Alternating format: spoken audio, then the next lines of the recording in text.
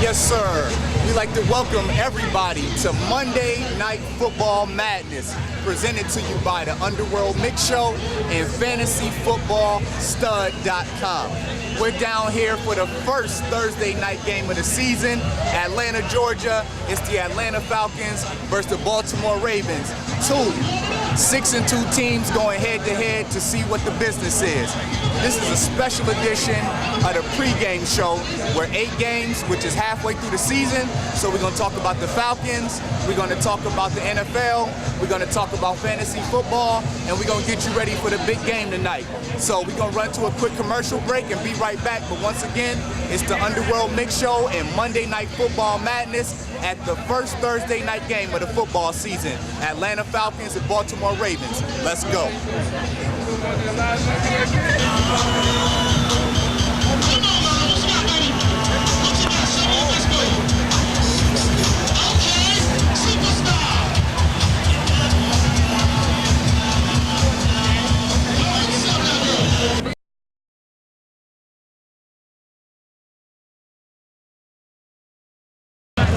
Yes, sir. It's your boy Ty with Monday Night Football Madness each and every Monday at the DJANGOs, located 495 Peachtree Street, Atlanta, Georgia, 30308. About a 10-minute walk down here from the Dome.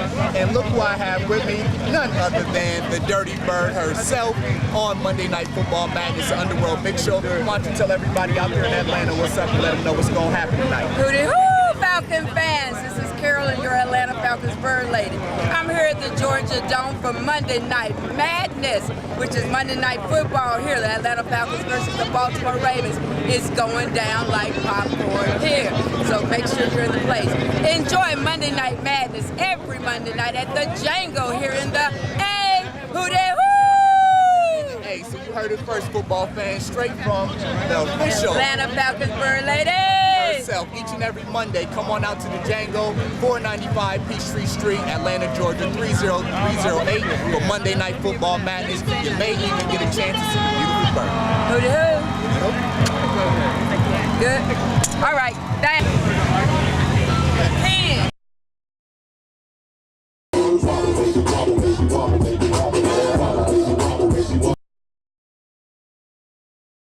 Yes, sir. So let's go ahead and kick this special edition of the pregame show off. We got the halfway point through the season wrap up. And of course, since we're down here in Atlanta, Georgia, we're going to start with the Falcons. Now, so far this year, it's been a great year for the Falcons. Right now, halfway through the season, they are currently with 6 wins and 2 losses. As a team, the offense has been real steady, led by, of course, my man Matty Ice, Matt Ryan, out there leading the charge. Right now, ever since Matt Ryan has been with the Falcons have only lost 1 game here at the Dome. So you already know it's going to be a tough outing tonight. With Michael Turner back healthy, that has helped out a lot. It gives the offense a whole lot of balance. Michael Turner's a beast on the ground. He definitely imposed his will last week against Tampa Bay. And with that type of balance, it always makes the play action effective. Of course, Tony Gonzalez, one of the best tight ends ever to play football, is having another pretty good season. I don't think his numbers or the production is right where he wants it to be, but he's had some pretty good games, and he's definitely Matt Ryan's safety net. The biggest star on offense this year has been my man, Roddy White. Roddy's been out there killing it.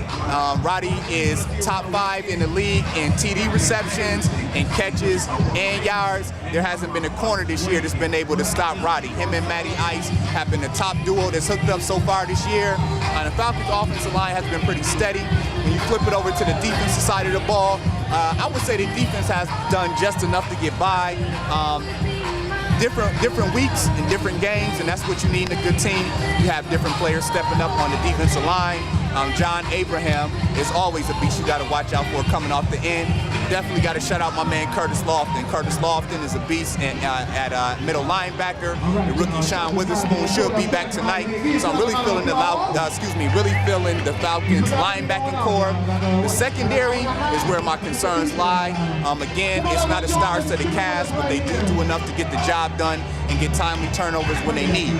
From a fantasy football standpoint, if you have Matt Ryan on your team, where you were able to pick him up, excellent value. He's giving you at least 15 plus points a week at this point right now. Has not been throwing a lot of interceptions. With the exception of the Philadelphia game. If you have Michael Turner, you got to be pleased once again. Michael has close to 600 yards rushing and 6 rushing TDs right now. And again, if you got Roddy White, you can't go wrong. Roddy went off a couple weeks ago against Cincinnati with 11 catches, 206 yards, 2 TDs, and a 2-point conversion. So once again, we got to shout out Roddy White. If you got Roddy White on your team, good chances are you got a couple victories just put on his shoulders alone. Tony Gonzalez, again, it's been kind of modest, maybe not the fantasy football numbers you've been looking for, but he's still a productive tight end. And that about wraps it up. So again, the Falcons, they play tonight. Baltimore Ravens in town. I'm giving a slight edge to the Ravens solely for the fact that Roddy White is not at 100%, and I think that the Ravens have about the same amount of balance as the Falcons on offense. They have a solid quarterback, they have a good running game, they have more than one wide receiver, they have a tight end in heat, and I also think Baltimore's defense, especially with Ed Reed in the picture, is a little bit better. So giving a slight edge to Baltimore tonight, but again, the Falcons are 17-1 at home the last 3 years with Matt Ryan under center, and you know the crowd is going to be pumped up tonight. So there is your first half wrap up on the Atlanta Falcons. I don't know, it's going to come down to the wire. I believe the very last game of the season, Atlanta and New Orleans play. I think that game very well may determine the division, but right now the Falcons are 2 games up in the loss column, and you have to like them to win the division. As far as the playoffs go, it's going to be kind of tough, but the only teams I really see giving Atlanta a run for their money are the Giants, the Eagles, and the Packers, and then of course if the veteran Saints can pull it together. So we're gonna hop into a quick commercial break. Once again, we down here live. Make sure to check us out every Monday, the pre-game show. It goes down at DJANGOs from 7:30 to 8:30 p.m. This is the Underworld Mix Show and FantasyFootballStud.com. We'll be right back after this quick commercial break.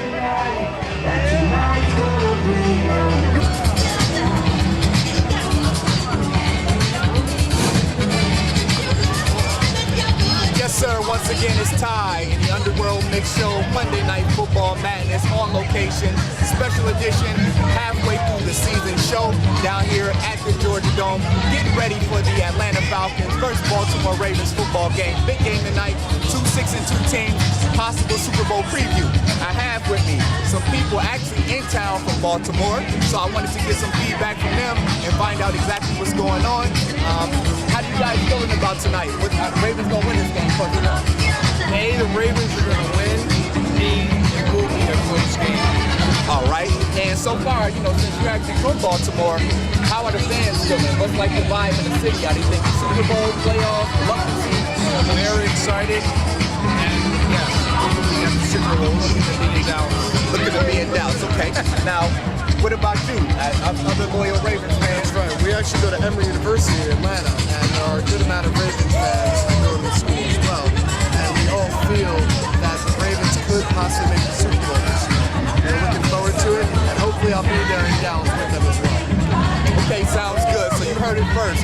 Back actually in Baltimore, and then the Baltimore fans who are here in Atlanta.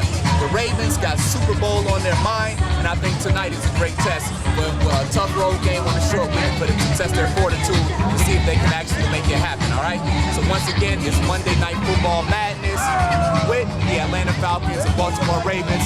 It's going on down here. We getting ready. It's almost game time. We feeling good. Yo, we'll be right back after this commercial break. Thank you so much. I really appreciate it. We're going to have some special guests here, and one of them is Okay, welcome back. Let's go ahead. We started off with the Falcons, so let's go ahead and hop right into the NFC South. First and foremost, we have the Carolina Panthers. Unfortunately, there has not been a lot to talk about in Carolina this year. The team has just collapsed. They lost Julius Peppers. Delhomme is gone. Offensive line is struggling. Been back and forth between quarterbacks. The running game is not there. Steve Smith has been out of sync. It's just not much to talk about. Even from a fantasy football standpoint, I mean, the Carolina Panthers are one of 2 teams without a win this year, and unfortunately, just not much to talk about. So if you have anybody in fantasy in Carolina, there's something to cheer about. If you're a Carolina Panther fan at this point in the ball game, I would say getting 1 victory would be a stepping stone that you need to work on first. But with the troubles they've been having this year, I don't see it coming. Next, let's talk about the defending Super Bowl champion New Orleans Saints. It's been real up and down for the Saints this year. Injuries have plagued this team big time. They played most of the year without Pierre Thomas. They played most of the year without Reggie Bush. They played most of the year without Darren Sharper. That's the running game and their playmaker on the defensive side of the play ball. But whenever you got Drew Brees at the helm, you always have a chance. At 4-4, halfway through the season, this is not where the Saints want to be. But a veteran squad like that, especially after getting a bye week, I'm quite sure they'll be ready to come out and play ball next year. You can't count the defending Super Bowl champs out, but it's looking like a tough road with 8 games left. Being at 4-4, they definitely have to get their hair screwed on straight. From a fantasy football standpoint, Drew Brees, he's the man. He's had only really one poorest game this year, which was against the Cleveland Browns. But if you got Drew Brees at quarterback, you pretty much know what you're expecting week in and week out. As for the running game, like we said, unfortunately, Pierre Thomas, Reggie Bush, Liddell Betts, Chris Ivory, it's been a carousel. There's been no consistency, so if you have any of those running backs, it's kind of just been hit or miss. Same thing from a wide receiver standpoint. Marcus Colston has not put up great fantasy numbers. Devery Henderson, Robert Meacham, Jeremy Shockey. It just hasn't been there, but the Saints collectively as an offense, they do have weapons. It just hasn't shown up on the fantasy football side. And same thing, if you had the Saints defense, you have to be a little bit disappointed because last year they were such a huge turnover squad, and they have not been able to do that this year. So I would assume that the Saints will play get the playoffs, but I'm not sure about that. Hold on one second. Let's go to a quick commercial break.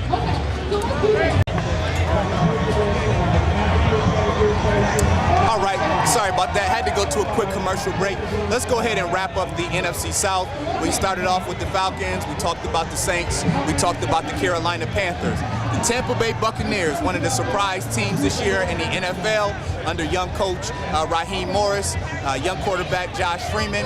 They just lost a tough game right here in Atlanta last week on a goal line stand by the Falcons. The Buccaneers are currently 5-3. On the offensive side of the ball, Josh Freeman has been a huge surprise, very consistent in his second year leading this young Tampa Bay squad. He's starting to become Mr. Fourth Quarter with already 6 fourth-quarter comebacks under his belt in just his second year.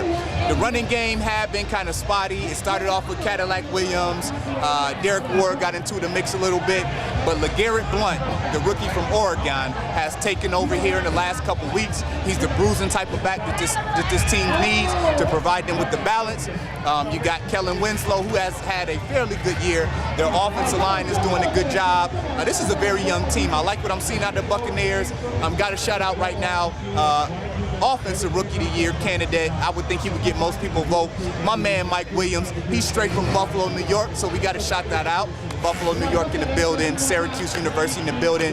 Mike Williams has been a beast out there. He has become Josh Freeman's go-to man, his security blanket, and they're a real good combination. You want to make sure and watch out for that 1-2 tandem for years to come.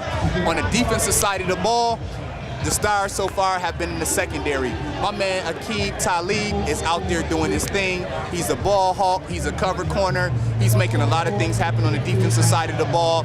Ronnie Barber, even though lost a couple steps, he's still very solid in press coverage and his overall instincts, holding up the middle.